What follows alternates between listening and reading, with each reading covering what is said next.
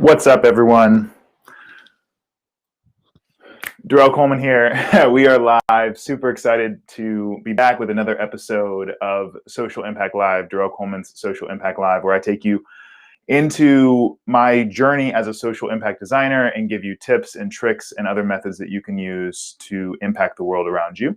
Today, I want to talk a little bit about one of the major frameworks that I use in my work and how you can use that framework as well in your work. If you have been following the series, if you were paying attention yesterday, I told you a story about an experience that I had designing a product when I was a student at Stanford.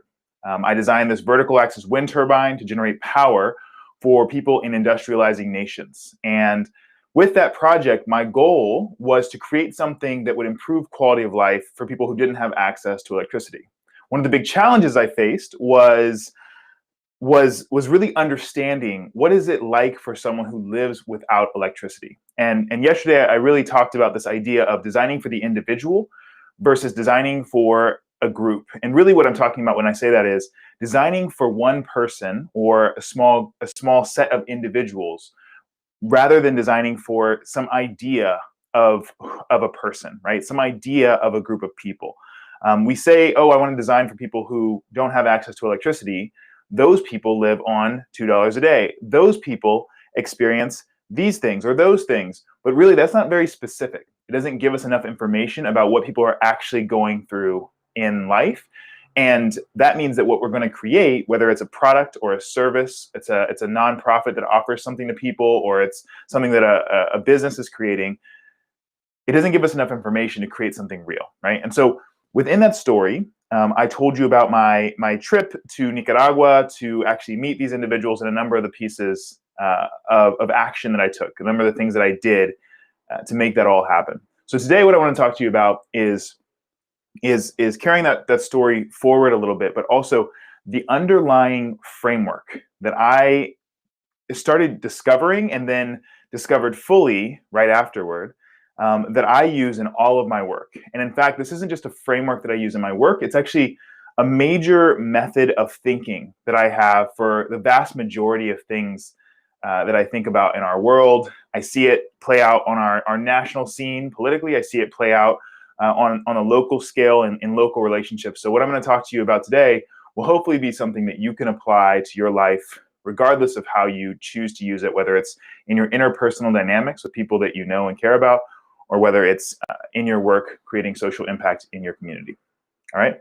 So basically, the way that we can think about this is that I, at the very beginning of my journey, when I said I want to create this product for people who don't have access to electricity, right? I had done all this research and I recognized that there wasn't enough information online for me to truly understand whether the thing I had created was something that other people wanted.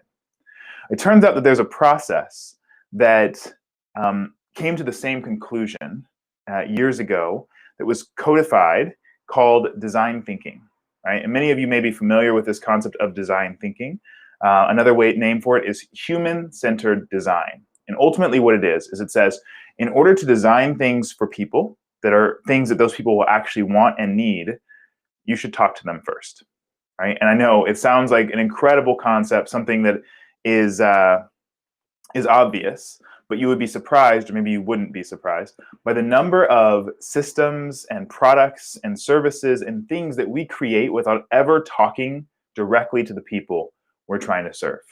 We may have worked with them in some capacity at some point, but we haven't actually talked to them about this specific problem to learn more about this specific thing.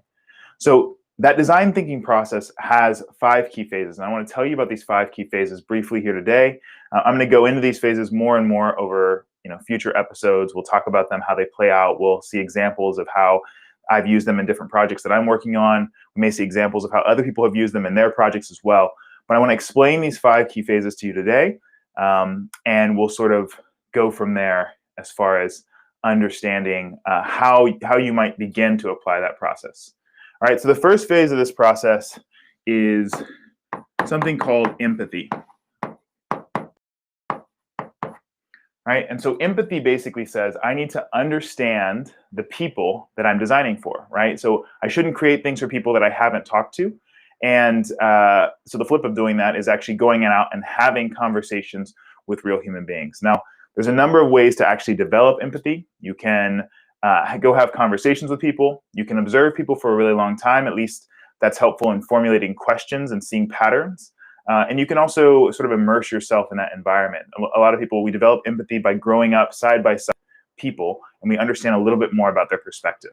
But what I would say is that the type of empathy that in many ways dispels assumption, which is really what this process is about, what empathy is about and what the design thinking process is about, is going out and actually having real conversations with people. And so for me, this came about as sort of an intuitive thing. It was a recognition that if I really want to create something that helps someone else, and I can only read about them on Wikipedia and other sources on the internet, there's no way that I'm going to create something that is actually meeting their needs unless I go talk to them. I just don't have enough information.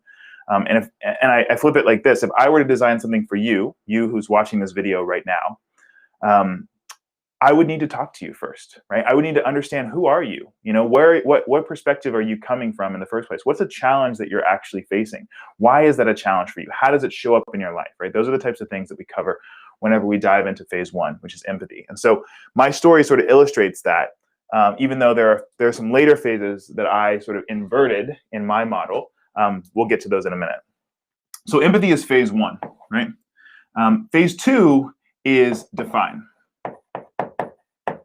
So this focuses on defining a problem, right? So I've done this empathy work, right? I've gone to Nicaragua. I'm talking with individuals who lack access to electricity. And, you know, as I said, someone's telling me that her goal is to see her kids graduate from high school. Why? Back to the empathy. Because she wants nothing more than to see them succeed where she wasn't able to succeed. Her grandparents who raised her didn't believe girls should be educated, so she doesn't have beyond a third grade education. And she sees the opportunity for her kids should they graduate. By the way, I recently spoke to one of her kids because I'm still in touch with the folks that I became friends with when I went on my trip to Nicaragua some 10, 12 years ago. And one of them is a nurse, very, very successful career in Nicaragua, and is doing really well. And so she was right in setting her ambitions on making sure her kids could graduate from school, right? So why is electricity important to her, right? That's something that I learned about during this empathy phase. And it really came down to her ability to provide light for her kids so that her kids could do homework after dark. It turns out, something that I wouldn't have learned without going on these trips, that a lot of kids in a lot of countries, they have to really participate with the family, right? Family life is a full family endeavor. For people who live in the United States or in other industrialized countries, this might be different. This might be sort of odd to you, right? We have compartmentalized what family members do.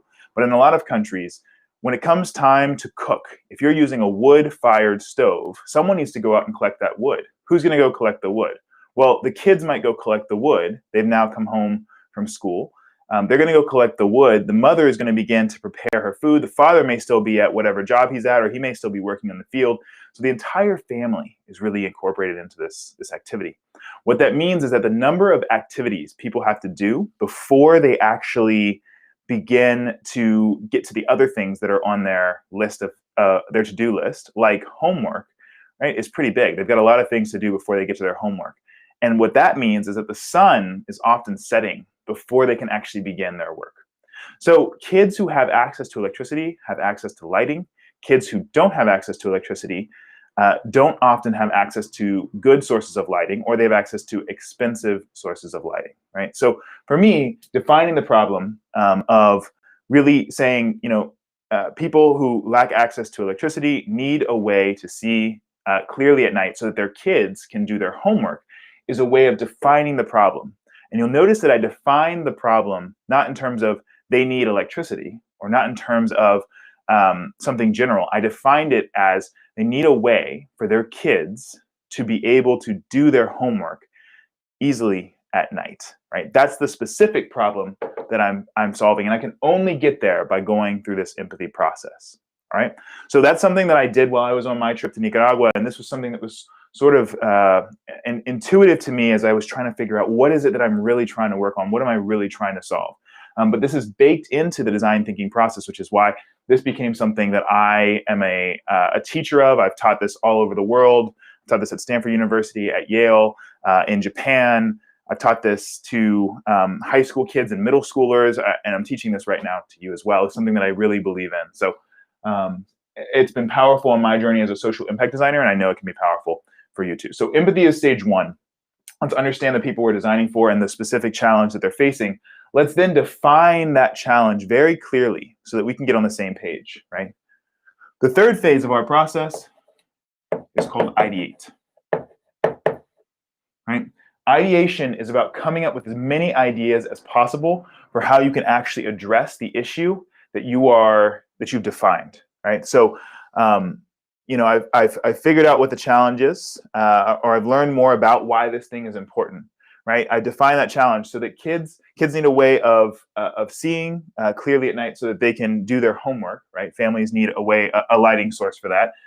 Ideation is about coming up with as many ideas as possible. So how can I meet this need? How can I help kids, right, or family members see clearly at night, see clearly in order to allow the kids to do their homework, right? Well, there's actually a bunch of ways that I could do that. And this goes back to something I said a few lives ago, which is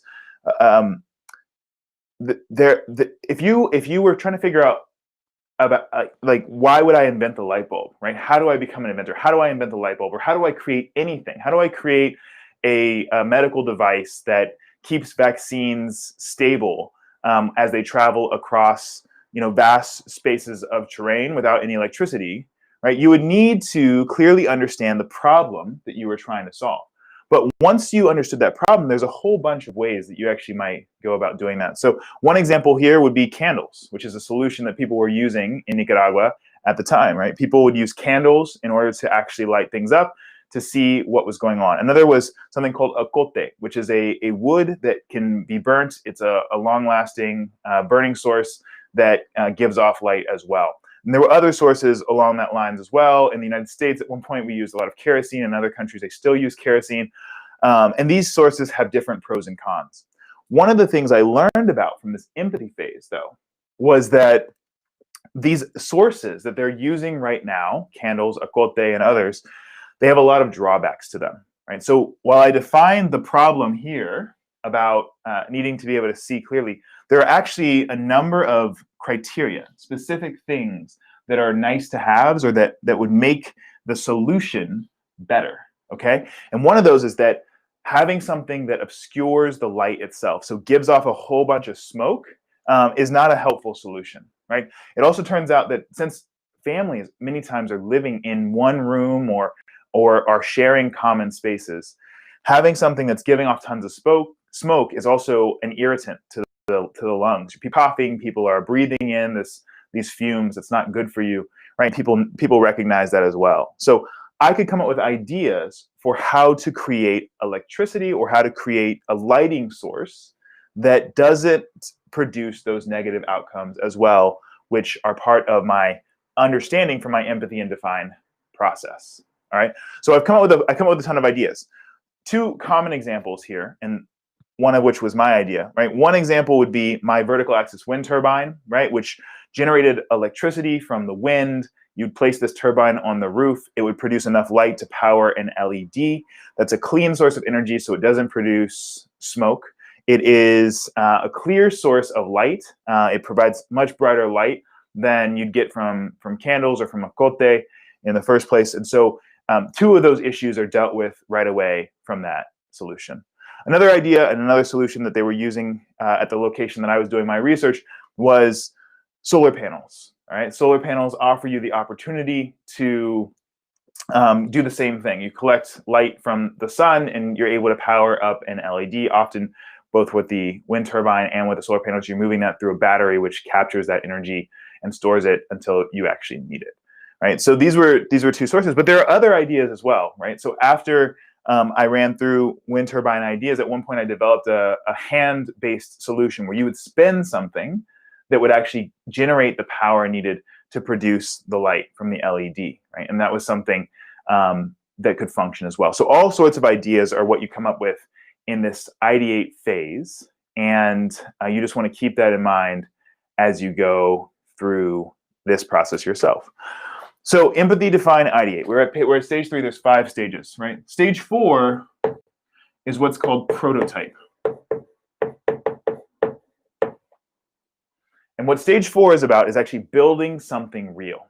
Up to this point, everything that we've said has been in our heads. It's been an idea that we have held on to, right? So we've had conversations, which is great. We've defined a problem. We've written that down on paper. That's been great. We've come up with ideas. We've drawn those out on paper. We've written them down. That's great. But nothing's real yet, right? And there's a big piece of this, which is you want to create real social impact. You want to actually impact the world. You don't want to, you're not doing another class assignment, right? You're not trying to go through the motions so that you can get funding from some source, but never actually impact people.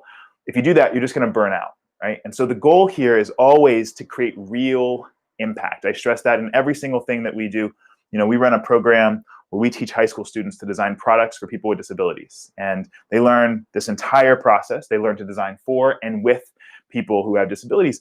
But I say to these students, this is not a class project, right? This is not, I'm not your homeroom teacher. I'm not here to give you a grade if you happen to do this well or not do this well. And we're not just going through the motions, and I'm not here to smooth this over for you either. This is your chance to use your skills in the real world to do something real, right? And a big part of that is this prototyping phase. You need to build something tangible, something real. And that's true whether you're building a product, whether it's a service, whether it's an experience that you're creating. You know, it doesn't matter. You need to create something that people can interact with, that other people can actually interact with. And that's what prototyping is about. So in the case of the story that I've been telling you about my trip to Nicaragua and my work designing a turbine, I actually inverted this process, right? So I started off doing some research on this need. I designed the turbine first. And when I designed it, and I actually said, how do I get this to people who need it? I had this question, which is, how do I actually even know people want this? You know, why would someone pay me for this? How much would they pay me for it? So I had all these questions that I couldn't answer. That's what happens when you actually try to implement your ideas, is you start to come up with questions that you don't know the answer to. I then came back to this empathy, define, and ideate phase, where I said, well, since I don't know the answers, I should probably go talk to somebody. And I went and talked to people, and then I defined the problem. And I happened to learn that the solution I come up with would fit within the band of solutions that could help the people that I was talking to, assuming that the win conditions were correct, assuming that I could get the manufacturing down to the right price, assuming a whole bunch of things. But I built this prototype, and I was actually able to take it with me to Nicaragua and hear from people, learn from people how it worked for them. Does this work for you? Right? So that's the 4th phase of the process. You're going to want to build something tangible. The goal is not to build your final thing. The goal is to build something you can get feedback on. So you can build something out of paper. You can build something that's a mock-up of something. There's all sorts of ways to do that. If you're interested in going deeper into that, I'll either be talking about it here on this live feed, or DC Design does offer courses that can help you to go deeper into this. We offer a course called Design Thinking Fundamentals for Social Change that anyone can take regardless of your age. And as I already said, we offer this course, Design the Future, that teaches high school students how to design products for and with people with disabilities. That also takes you through this process and teaches you ways of prototyping and ideating and defining and empathizing. All right, so that's our 4th phase of the process. Let's dive into our 5th phase now. Our 5th phase is test. All right. So we have come to understand the problem, right? By understanding the people first. We've understood the problem by defining it. We have ideated. So we've come up with ideas for how we could actually solve it. We've selected some of those ideas to prototype. Okay. We've now built tangible models we can put in front of people, but now we actually have to do that. So test is about actually testing what we've created. Let's put this in front of people. Let's get real feedback. So when I was in Nicaragua, I had taken my turbine with me, and I was walking around. It's not very big. It's about yay big. I'll see if I can show it to you on one of these live sessions. or show you a photo of it. I don't have it with me where I'm at right now, but I'm carrying this prototype with me, and I'm getting feedback from people about what they think of it. What do they think of the aesthetics of it? What do they think of its functionality? I'm showing them how it works by spinning it and showing that the LED lights up. They're asking questions about whether it would work with the wind in Nicaragua. I'm asking questions about whether it would work with the wind in Nicaragua. They are asking about how much it costs. I'm asking, every time they ask me a question, I'm going back into this empathy phase, and I'm asking them, well, what would it need to cost? What could you afford? And they would give me some answers, and I would throw out a number, and they would say some other things. And it turns out people making $2 a day can actually pay more than $2 for a product because of the way that they make that money. Often they make that money in a short period of time, and they use it to buy goods that cost more than the $2. Because as I told you in a previous episode, the $2 a day statistic is misleading because of the way that it's calculated. Again, something that I only learned because of my time in the field, my time with real people, not just relying on statistics and data and experts and other people to tell me the answers to these questions. The big thing about the design thinking process is that it is about breaking assumptions. And the big thing about social impact design, the big thing about entrepreneurship and social entrepreneurship, the big thing about creating things that actually move the world is that we need to break assumptions. So many of us, I see this constantly playing out, especially in the United States national conversation. We live on these assumptions. We take information in from this person or from that person. They said it. That means it's true. It doesn't necessarily mean it's true. We run on the assumption that it is true, right? Or we run on the assumption that our observation that we made of something means X, Y, or Z. In order to create real change, in order to actually move the needle on things, we need to break assumptions by asking real questions, by defining clear problems and checking whether those are real, by coming up with solutions and then prototyping them and then testing to see if what we're learning is actually right. Is that actually useful, right? When we get the feedback that it's not useful, we change things. We come back to this phase. So that's the other thing about this process is that almost everything can loop back to empathy, right? These other phases also can loop back to one another. It's a cyclical process. So even though each of these phases offers us a different way of thinking about how we might create change in the world, they also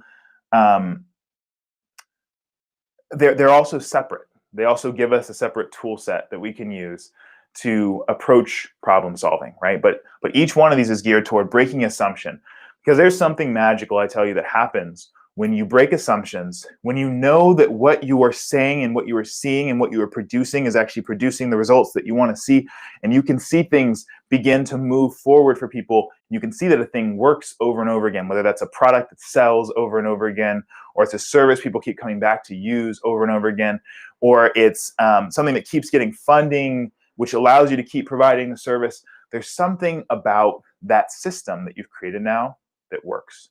We're going to talk more and more about systems as we move forward. A lot of my work is really focused on this systems piece and taking this baseline version of the design thinking process and applying it to mega complicated systems like criminal justice and foster care and education and healthcare.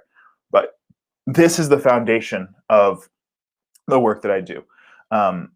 It is empathizing, defining problems, coming up with lots of ideas for how to address them, building something, testing those things, getting real feedback, not trying to convince people my ideas are great, but getting feedback, is this good, right? And then going from there. With my story in Nicaragua, I can tell you more later on about how that progressed, but I got some really positive feedback while I was there. And then things took a different turn when I made it back to the United States. And so you'll have to stay tuned. Maybe on the next episode, I'll tell you more about that. Because I actually made some mistakes when it comes to implementing this process, and that led to some negative outcomes. So I will leave things there for today. Hopefully that was useful for you. That's an overview of the design thinking process. I'll just write that right here. Design thinking. It's an overview of the design thinking process. It is again what undergirds the work that I do across the board. Hopefully it's helpful for you. And if you're excited about the stuff that I'm talking about here, hit the like, follow, subscribe button. That's something that would be really great because I'd love to continue to be talking to the same people and growing a community here of folks who are interested in applying these principles to change the world. Additionally, if you're interested in any of the offerings I have, you can head over to DC Design Ltd, DC Design Ltd.com, where you can get links to the different resources. That's both our Design the Future program for high school students, again, where they learn to design products and apps for people who have disabilities. And then also our Design Thinking Fundamentals for Social Change program that anyone can take, and it basically helps you start to create social change in your own community. All right, that's what I got for you today. Hopefully that was useful, and I will see you